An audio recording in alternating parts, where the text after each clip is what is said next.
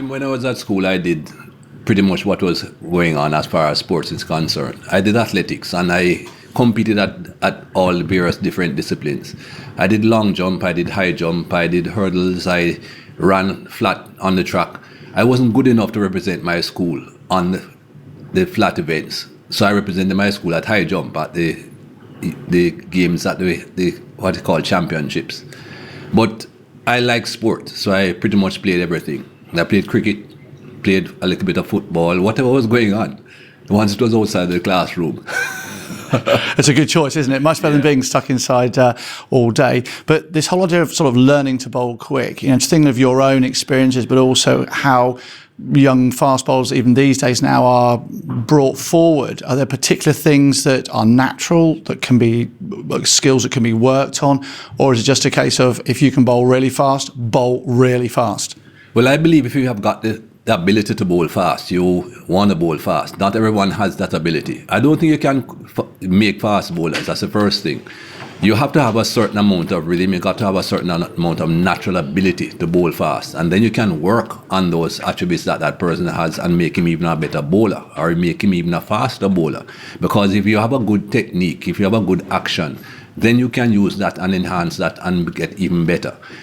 Someone like Colin Croft with a very awkward action, he has what he has. You don't want to change that. If he's not doing himself any physical damage, you get the best out of him with what he has got. If you have someone with what the textbooks will tell you and what the physiologists will tell you has a perfect action, that's even better. And then you can work on that even more. But fast bowling is about hard work. It's about developing what you have got. You have got to have the ability, because you can't make one, and then you can work with him. Now, each of the bowlers in the film Fire and Babylon, which obviously we are talking about today, that are in the film, very different, but all had this ability to bowl fast. Andy Roberts, Malcolm Marshall, Michael Holding, Joel Garner, Colin Croft. The ball 90 plus miles an hour is got to be scary 20 yards away, and this was the element of the game that Clive Lloyd decided was going to bring the West Indies through to become a dominant force. For sure. If anyone can bowl 90 odd miles an hour, you're going to get sleepless nights about that. I remember 75, 76 when the West Indies went to Australia, when they had Jeff Thompson and Dennis Lilly. They had Gary Gilmore, who wasn't quite 90 odd miles an hour, but quick enough. They had Max Walker, not quite 90 odd miles an hour either, but quick enough. They had a young fellow called Wayne Pryor that was playing for South Australia that we thought perhaps could get into the team at some point. He was 90 odd miles an hour. And I know the effect it had on some of our batsmen. I know the jokes that we used to run in the team, that we as non-batsmen thought they were jokes, but the batsmen didn't necessarily see them as jokes. When we would talk about, oh, these guys are at us like neckties, always in your throat. I know the effect that it had then, and I know the effect that we had on opposition batsmen when we had 4 of them in our team. Fast bowling is intimidating, whether you bowl bouncers or not. The mere fact that you can bowl 90 miles an hour and the batsman know that he can get physically damaged is intimidating enough, and he'll have sleepless nights.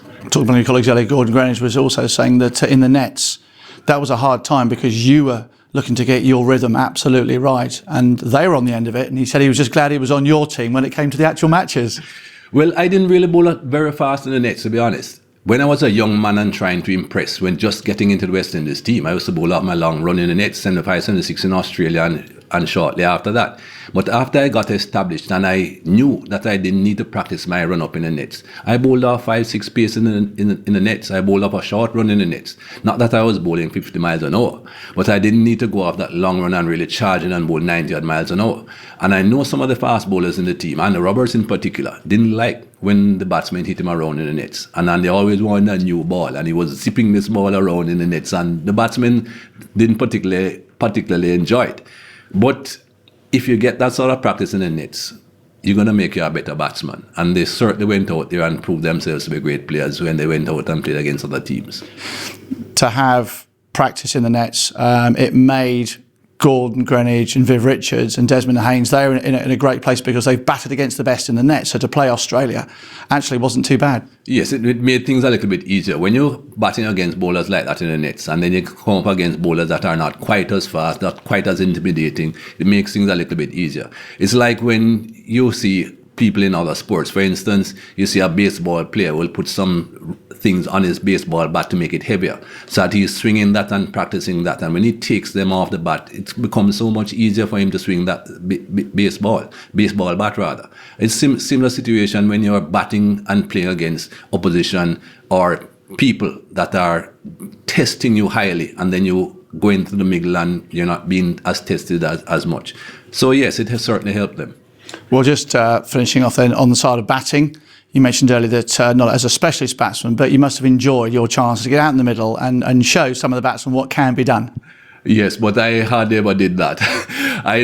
My job was to try and get wickets. I have a few test 50s, yes, but I didn't really want to be wasting my energy trying to get too many runs. If it wasn't needed, I would just go out and try and enjoy myself, hit a 6 or 2 and get back inside.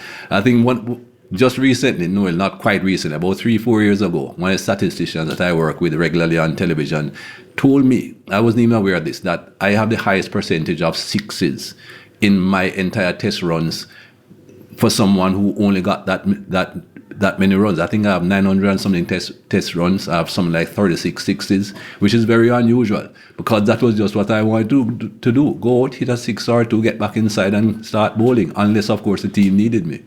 Listen, we'll just finish off on, we really hope that the film is going to inspire the next generation of Test cricketers to play for the West Indies, and I guess you'll be hoping that too.